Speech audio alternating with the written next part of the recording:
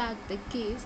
तो आज हम लोग स्टार्ट करने वाले हैं तुम लोगों का माइक्रो इकोनॉमिक्स का chapter 1, that is introduction to economics. So let's get into the video.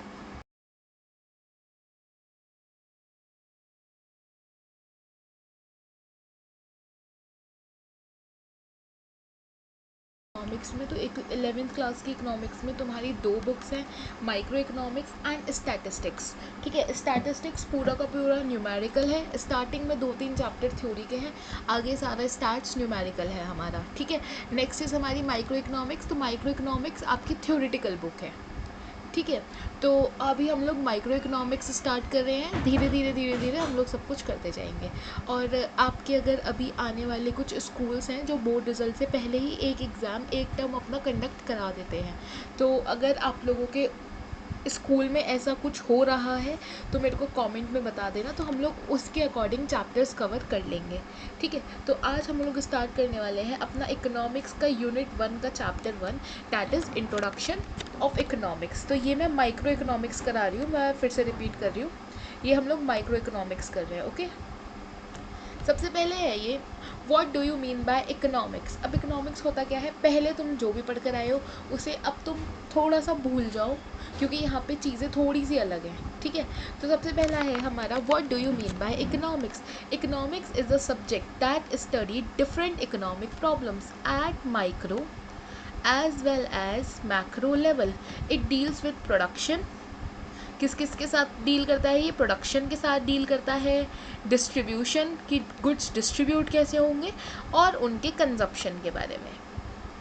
ठीक है, कि कोई भी गुड्स और सर्विसेज को हम प्रोड्यूस कैसे करेंगे, फिर हम उन्हें डिस्ट्रीब्यूट कैसे करेंगे, मतलब कंट्री के अलग अलग लोगों तक कैसे पहुंचाएंगे, और फिर जब फाइनली वो इंसान कंजप्शन कर लेगा, मतलब कंज्यूमर जब वो इन गुड्स खरीद लेगा, तो उसे हम क्या कहेंगे, कंजप्शन। तो जब हम इकोनॉमिक्स में इन 3 चीज़ों की बातें करते हैं, एट माइक्रो मतलब छोटा, ठीक है, एंड मैक्रो मतलब बड़ा।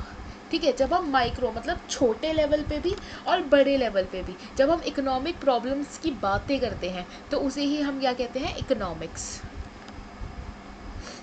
अगला देखो, अगला है हमारा, what do you mean by economic activity. तो ये तो तुम लोगों को बिल्कुल 1 मिनट में जवाब दे देना चाहिए, इसको तो तुम्हें प्रोसेस करने का टाइम भी नहीं लगना चाहिए, ये मैं ऑलरेडी बिजनेस स्टडीज़ में तुम्हें पढ़ा चुकी हूँ। Okay, so the activities which are undertaken with the motive of earning profit. पैसा कमाने के लिए हम जो भी एक्टिविटी कर रहे हैं उसे हम क्या कहेंगे, economic activity. Okay, next is, what do you mean by scarcity. अब देखो, स्कारसिटी अगर मैं तुम्हें अपनी भाषा में बताऊँ, बिल्कुल सादे और सिंपल वर्ड्स में, यहाँ पे डेफिनेशन ना पढ़ के अगर मैं तुम लोगों को समझाऊँ, तो स्कारसिटी का मतलब होता है किसी भी चीज़ की शॉर्टेज होना। ठीक है, किसी भी चीज़ की शॉर्टेज जब हो जाएगी तो उसे हम क्या कहेंगे, स्कारसिटी। घर में चावल ख़त्म हो गए, स्कारसिटी ऑफ राइस। ओके, तुम्हारी कॉपी ख़त्म हो गई, स्कारसिटी ऑफ नोटबुक। ठीक है, किसी भी चीज़ की जब शॉर्टेज हो जाती है तो उसे हम क्या कहते हैं, स्कारसिटी। ठीक है, अब यहाँ पे देखते हैं इन्होंने स्कारसिटी का मतलब क्या लिखा है। It refers to the situation where demand for the good exceeds it supply. It means that resources are limited in relation to unlimited wants and these resources have alternative use. जब क्या होता है, अभी देखो यहाँ पे ये क्या कह रहे हैं, जब किसी भी गुड की डिमांड बढ़ जाएगी उसकी सप्लाई के कम होने से। ठीक है, तुम लोगों ने देखा होगा कि मार्केट में प्याज के रेट बहुत ज़्यादा हाई हो गए थे, प्याज की डिमांड बहुत ज़्यादा कम हो गई थी। मार्केट में क्या हुआ था, प्याज की शॉर्टेज हो गई थी, प्याज की सप्लाई कम हो गई थी और प्याज की डिमांड बढ़ गई थी। ठीक है, तो यही मतलब है स्कारसिटी का, जब किसी चीज़ की शॉर्टेज हो जाती है उसकी डिमांड की वजह से, कि उस चीज़ की डिमांड बढ़ गई और उसकी सप्लाई कम हो रही है, मतलब मार्केट में प्याज आने कम हो गए और इसी वजह से क्या हुआ, प्याज की डिमांड बढ़ गई। जैसे अभी नवरात्रे गए हैं, नवरात्रों में क्या होता है, लोग क्या खाते हैं, आलू या फलार।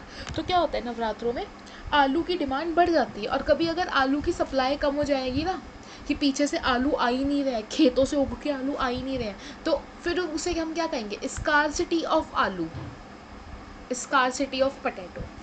ठीक है, अब देखो ये जो आगे वाली लाइन है, ये अभी तुम लोगों को आगे जाके धीरे धीरे समझ में आ जाएगी।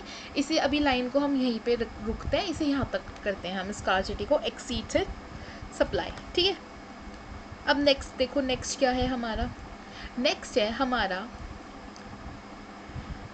Difference between micro economics and macro economics. अब यहाँ पे तुम लोगों को पता चलेगा कि माइक्रो और मैक्रो होते क्या क्या है। सबसे पहले इनका मीनिंग।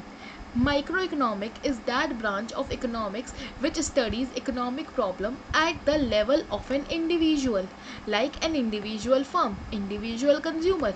जब हम किसी एक अकेले इंसान की बात करते हैं, एक अकेले इंसान की प्रॉब्लम्स की बात करते हैं, उसकी प्रॉब्लम्स को डील करने की बात करते हैं, तो हम किस में बात करेंगे, तो हम किसकी बात करेंगे, माइक्रो इकोनॉमिक्स की। ठीक है, माइक्रो में एक अकेले इंसान की बात होगी। ठीक है, और मैक्रो में क्या होगा, macro economic is that branch of economics which studies economic problem at the level of economy as a whole. अगर मैं सिर्फ अपनी बात कर रही हूँ, ठीक है, तो मैं क्या होंगी माइक्रो इकोनॉमिक्स। लेकिन अगर मैं पूरे इंडिया की बात कर रही हूँ तो मैं कौन होंगी, तो फिर अब मैं किसकी बात कर रही हूँ, मैक्रो इकोनॉमिक्स की। ठीक है, ये चीज़ ध्यान रखना, जब किसी इंडिविजुअल की बात करते हैं तो माइक्रो इकोनॉमिक्स की, और जब सबकी बात करते हैं तो मैक्रो। तुम्हारी टीचर ने तुमसे क्वेश्चन पूछा, ठीक है, स्पेशली तुम्हें खड़ा करके क्वेश्चन पूछा, तो वो क्या होगी, माइक्रो इकोनॉमिक। ठीक है, पूरी क्लास से पूछा तो वो क्या होगा, मैक्रो इकोनॉमिक्स। ठीक है, अगला देखो, it assumes, study of micro economics assumes that micro variables remains constant. और इसमें क्या होगा, मैक्रो में माइक्रो लेवल्स। ठीक है, जब मैं एक बात बताओ, जब मैं सिर्फ तुम्हारी बात कर रही हूँ क्लास में, जब टीचर सिर्फ तुमसे क्वेश्चन पूछ रही है तो सारे के सारे बच्चे शांत रहेंगे। तो क्या हो गया, उसने क्वेश्चन तुमसे करा तो जो पूरी की पूरी क्लास है वो शांत हो गई। तो यहाँ पे इसका मतलब यही है कि जब हम सिर्फ एक अकेले इंसान की बात करेंगे ना, तो मैक्रो लेवल के जो वेरिएबल्स हैं वो कांस्टेंट हो जाएंगे। ठीक है, मतलब वो स्टेबल हो जाएंगे, वो रुक जाएंगे, वो कुछ बोलेंगे ही नहीं। टीचर ने तुमसे सवाल पूछा तो जवाब भी कौन देगा, तुम ही दोगे, कोई और बच्चा बीच में से कुछ नहीं बोल सकता। तो क्या हो गया, मैक्रो लेवल के वेरिएबल्स कांस्टेंट हो गए। ठीक है, ऐसे ही सेम मैक्रो इकोनॉमिक्स में है कि study of macro economics assume that micro variables remains constant. अब जब मैं सबसे बात कर रही हूँ, ठीक है, तो अब क्या होगा, अब जैसे कि हम, अगर मैं तुम्हें एग्जांपल दूँ तो क्लास में टीचर आती है तो सारे के सारे बच्चे एक साथ उठ के बोलते हैं ना, good morning ma'am, good afternoon ma'am. तो इसमें क्या होता है, कोई एक इंडिविजुअल नहीं बोलता ना, तो यहाँ पे क्या होगा, यहाँ पे माइक्रो लेवल कांस्टेंट हो गया अब। ठीक है, तो थोड़ा सा ऐसे समझने की कोशिश करना। अगला देखो, फोकस क्या होता है, its focus is on maximisation of individuals gain, कि एक अकेले इंसान को कितना मैक्सिमम से मैक्सिमम प्रॉफिट हो सके, मैक्सिमम से मैक्सिमम गेन मिल सके। ये किस में आता है, माइक्रो इकोनॉमिक्स में। ठीक है, मैक्रो में क्या होता है, it focus on maximisation of social welfare. अब वो सबकी बात कर रहा है तो वो ऑब्वियसली सोशल वेलफेयर को लेके चलेगा। अगला देखो, scope, it's scope, it has narrow scope.